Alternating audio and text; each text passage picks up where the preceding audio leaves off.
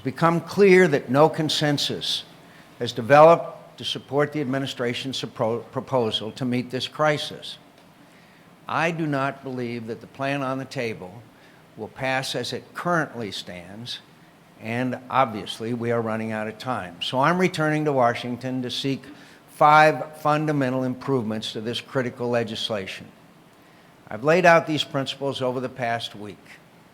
First, there must be greater accountability included in this legislation. I've suggested a bipartisan board to provide oversight for the rescue. We won't solve a problem caused by poor oversight with a plan that has no oversight. Never before in the history of our nation has so much power and money been concentrated in the hands of one person. And there must be protections and oversight in place. Second, as a part of that oversight, there must be a path for taxpayers to recover the money that's put into this fund. When we're talking about $700 billion taxpayers' dollars, that money can't simply go back into a black hole of bad debt with no means of recovering any of the funds. Third, there must be complete transparency in the review of this legislation and in the implementation of any legislation. This can't be thrown together behind closed doors. The American people have the right to know which businesses will be helped, what that selection will be based on, and how much that help will cost.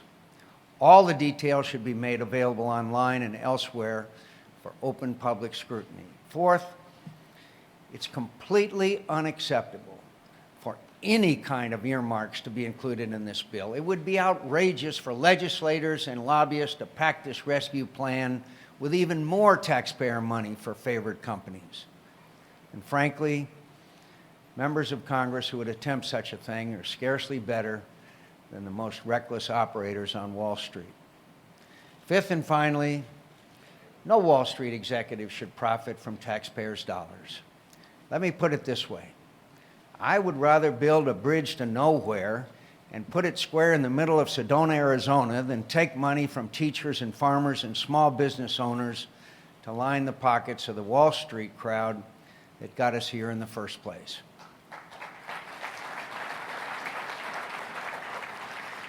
And I can assure you, if I have anything to say about the matter, it's not going to happen.